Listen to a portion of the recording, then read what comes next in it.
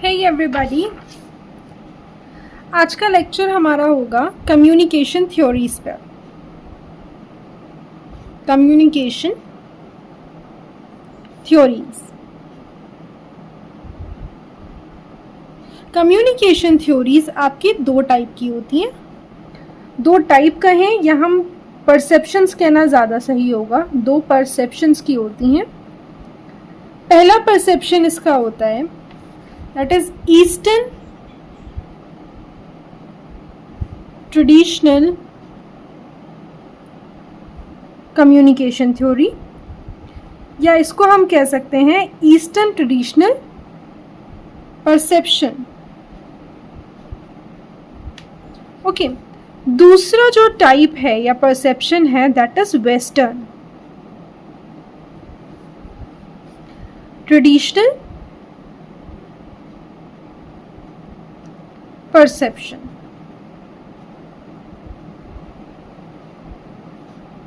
ठीक, अब eastern perception, eastern traditional perception के अंदर आपकी जो थ्योरीज आती हैं वो बता देती हूँ, वो भी नोट कर लीजिए। Hindu traditional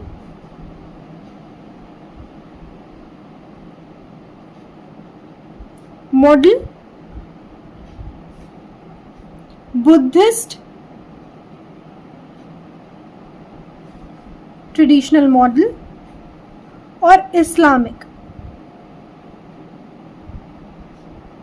traditional model. Okay, तो स्टूडेंट्स, वेस्टर्न ट्रेडिशनल परसेप्शन में भी बता देती हूं मैं आपको। पहला जो थ्योरी आती है that is Plato theory. Plato theory. फिर है एरिस्टोटल की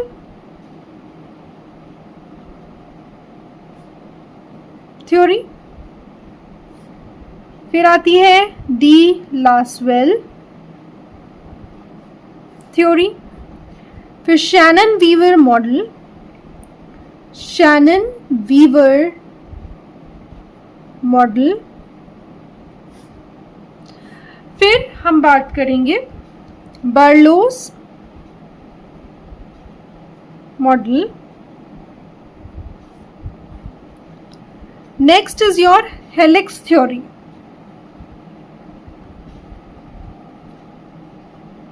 या हेलिकल थ्योरी। ओके, इसके बाद आती है आपकी बुलेट थ्योरी। पहले हम इन्हीं थ्योरीज के बारे में बात करेंगे, इनकी।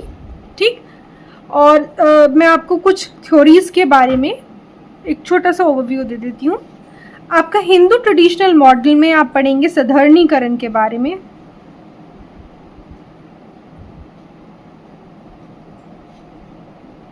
ठीक है, साधारणीकरण मॉडल ये इंपॉर्टेंट है। इसके अलावा प्लेटो थ्योरी और एरिस्टोटल मॉडल, ये एरिस्टोटल मॉडल को हम फर्स्ट मॉडल कंसिडर करते हैं कम्युनिकेशन का।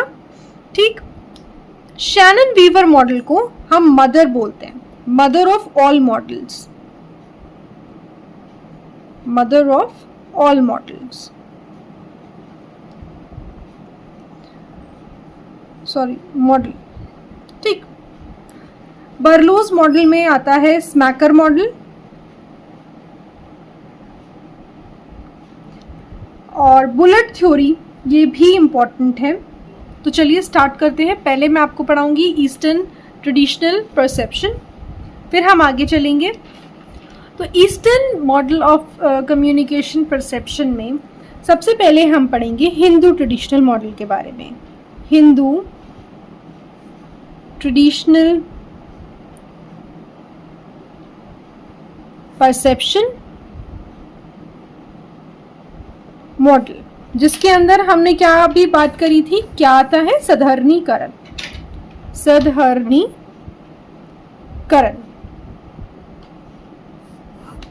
ठीक, अब साधारणीकरण जो मॉडल है इसको हम कहते हैं कि ये फर्स्ट मॉडल है। एक्चुअली फर्स्ट मॉडल सच में यही है, this is actually the first model.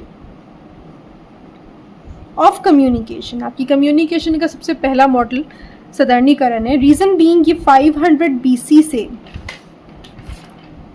500 AD के बीच में आया, दैट मीन्स ये सबसे पहले आया मॉडल। अब अगली चीज बताती हूँ, सदर्णीकरण का मतलब होता है सिंप्लीफिकेशन, इट मीन्स सिंप्लीफिकेशन। ठीक है, किसी भी चीज को आप सिंप्लीफाई कर दें तो उसको हम कहेंगे सदर्णीकरण। कोई भी कम्युनिकेशन को सिंप्लीफाई कर दें, दैट इज सदर्णीकरण। सदर्णीकरण क्लोजेस्ट टर्म है संस्कृत का, ठीक, जो कि आपकी कम्युनिकेशन से एसोसिएटेड है।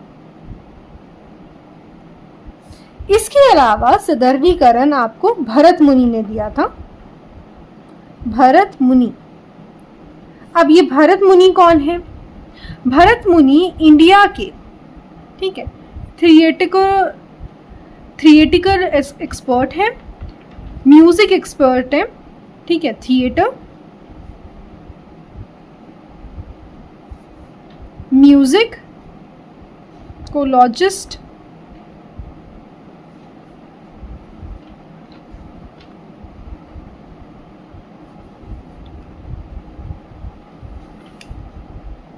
ओके। फिर भरत मुनि ने आपका दिया नाट्य शास्त्र, नाट्य शास्त्र जो हर भाव के बारे में आपको बता रहा है, डांस म्यूजिक के बारे में बताता है ये शास्त्र, ठीक है। भरत मुनि को हम कहते हैं father of all Indian art forms.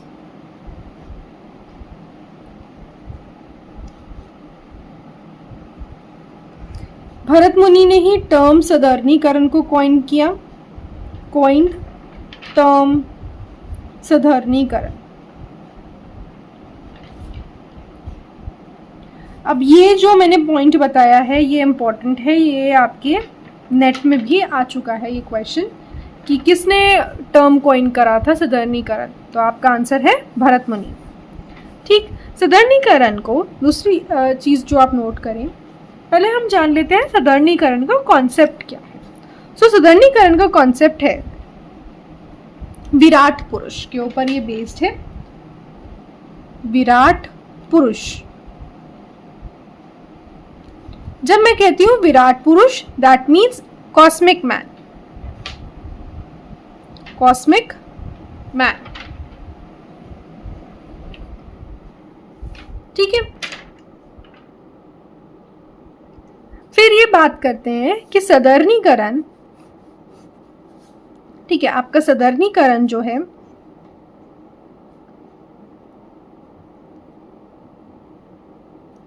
Based किस पे है? It is based on mutual understanding, mutual understanding. जब मैं कह रही हूं म्यूचुअल अंडरस्टैंडिंग तो बात समझिए, म्यूचुअल का मतलब होता है बराबर, मतलब यहां पर अंडरस्टैंडिंग किसकी बराबर है? सेंडर की और रिसीवर की, दोनों की बराबर अंडरस्टैंडिंग है, जिसकी वजह से सदर्णीकरण हो पा रहा है, ठीक। सदर्णीकरण का जो सबसे इंपॉर्टेंट दूसरा पॉइंट है कि इसमें रिसीवर को ज्यादा फोकस दिया गया है, सेंडर को कम। तो यहां पर रिसीवर इज अंडर फोकस, ठीक है, मोर फोकस्ड, एंड जो यहाँ पर सेंडर है वो उतना ज़्यादा फोकस्ड नहीं, उसमें फोकस इतना ज़्यादा इस मॉडल में नहीं दिया गया है। देखिए ऐसा होता है सदर्णीकरण में ऐसा होता है कि आपका ना जो रिसीवर है उसको हम क्या कहेंगे? रिसीवर को हम कहते हैं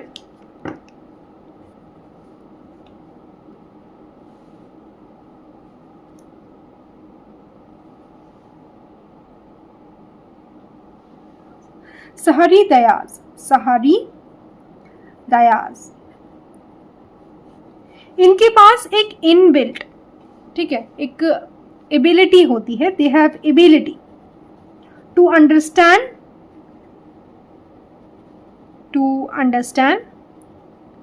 सेंडर्स मैसेज, सेंडर के मैसेज को समझने के लिए इनके पास एबिलिटी होती है। अब हो सकता है ये एबिलिटी इन्होंने सीखी हो, या हो सकता है ये एबिलिटी इनकी बर्थ से हो या कल्चर से आई हो। तो साधारणीकरण में अगर सहृदयास के पास ये एबिलिटी नहीं होगी तो वो समझ नहीं पाएंगे कि सेंडर ने क्या मैसेज भेजा। दैट्स व्हाई इट इज साधारणीकरण is receiver focused model. Okay, तो एक बार छोटा सा रिवीजन कर लेते हैं व्हाट इज एक्चुअली साधारणीकरण, क्योंकि इंपॉर्टेंट टॉपिक है। साधारणीकरण है आपका सिंप्लीफिकेशन। इसका आप एक शब्द में अगर बात करें तो सिंप्लीफिकेशन या सिंप्लीफाई। ये फर्स्ट मॉडल है 500 BC से 500 AD में आया था। संस्कृत का टर्म जो है ये, जो सबसे ज़्यादा क्लोजेस्ट एसोसिएटेड है आपकी कम्युनिकेशन से। तीसरी चीज़ मैंने आपको इसमें बताया कि साधारणीकरण जो है वो बेस्ड होता है म्यूचुअल अंडरस्टैंडिंग पे, कि सेंडर की और रिसीवर के बीच में कितनी अंडरस्टैंडिंग है, कितनी समझ है उनके बीच में, उनके अंदर फीलिंग्स क्या हैं, एक दूसरे के प्रति किस तरीके की फीलिंग्स रख रहे हैं, रिलेशनशिप कैसा है उनका। ठीक, इसके बेसिस पर आपकी क्या होगी, साधारणीकरण बेस्ड होता है। अब कॉन्सेप्ट क्या है साधारणीकरण का? साधारणीकरण का कॉन्सेप्ट है विराट पुरुष। ये कॉस्मिक मैन पर एक फोकस्ड है। ये कह रहे हैं कि कॉस्मिक मैन होता है एक जिसके इर्द गिर्द आपके कम्युनिकेशन चलता है। ठीक, साधारणीकरण आपको किसने दिया था? साधारणीकरण आपको दिया था भरत मुनि ने। ठीक, और ये क्या थे? इन्होंने थिएटर के एक्सपर्ट थे, म्यूजिकोलॉजिस्ट थे, नाट्य शास्त्र दिया इन्होंने, और फादर थे सारी इंडियन आर्ट फॉर्म्स की। इन्होंने टर्म कॉइन करा था जिसका नाम है साधारणीकरण। साधारणीकरण को इन्होंने ही कॉइन करा था। साधारणीकरण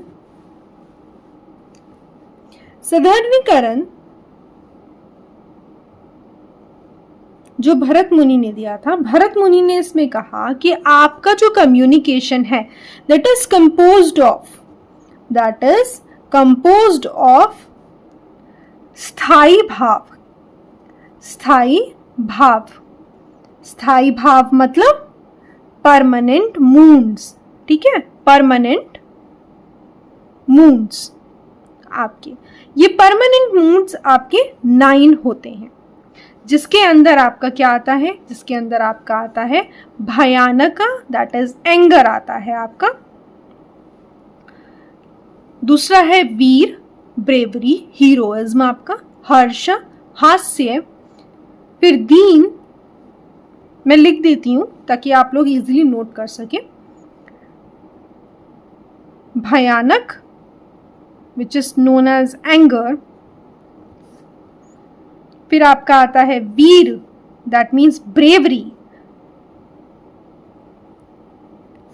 थर्ड आपका है दीन। दीन मीन्स करुणा, पीस। फोर्थ पॉइंट जो आपका आता है दैट इज हर्षा। हर्षा मीन्स कॉमेडी और ह्यूमर। फिर श्रृंगार, श्रृंगार मीन्स लव, सॉफ्टनेस। सौम्य, शांति, compassion, okay, prosperity. It all comes under the heading of सौम्य। रुद्र, तांडव, जो भगवान शिव करते हैं वो तांडव। विभस्त, destruction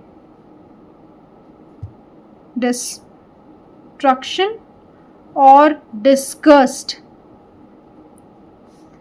and last one is your अद्भुत। जैसे नाम बता रहा है, अद्भुत मतलब वंडर। ठीक, अब अगला टॉपिक जो हम पढ़ेंगे साथ में, वो पढ़ेंगे बच्चों हम बुद्धिस्ट ट्रेडिशनल मॉडल।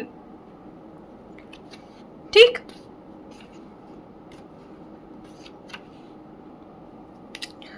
तो अब हम पढ़ेंगे बुद्धिस्ट ट्रेडिशनल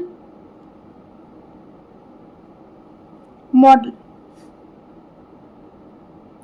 आपका बुद्धिस्ट ट्रेडिशनल मॉडल जो है बच्चों, वो बेस्ड है एम्पैथी पे। किस पे बेस्ड है? एम्पैथी। देखिए, आप जानते हैं कि लॉर्ड बुद्धा बहुत ही अच्छे कम्युनिकेटर रहे हैं, ठीक है। तो अगर वो बहुत अच्छे कम्युनिकेटर रहे, उसका रीजन क्या था? उसका रीजन था वो लेमन लैंग्वेज में, आपकी जो लोकल लैंग्वेज होती है उसके अंदर अपनी बात रखते थे, उसके अंदर अपनी बात कहते थे, प्रीच करते थे, ठीक। जिसकी वजह से क्या हुआ, let me right it for you, layman's language, ठीक है। तो ही यूज्ड लेमन लैंग्वेज, जिसकी वजह से उनकी जो बात है वो लोग इजीली समझ पाते थे, अंडरस्टैंड कर पाते थे, ठीक है। तो इजी अंडरस्टैंडिंग हो गई।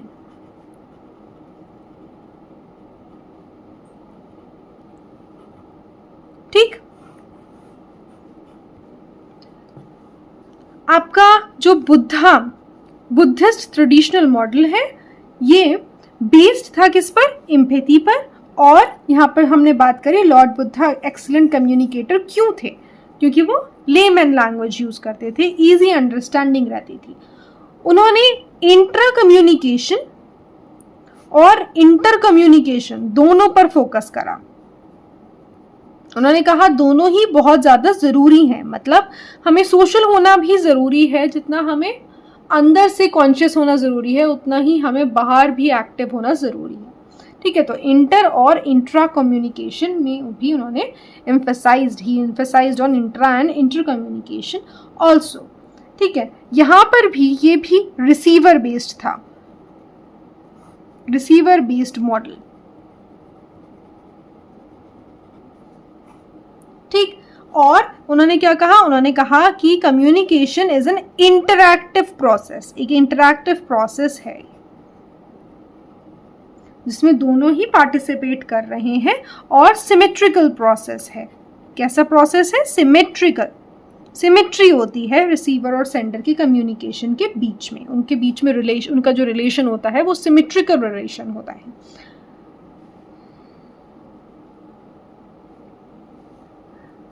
अब मैं आपको बताती हूँ कि बुद्धिस्ट मॉडल जो था आपका, वो बेसिकली किस पर बेस्ड था, ठीक है। फोकस किस पे कर रखा था उन्होंने?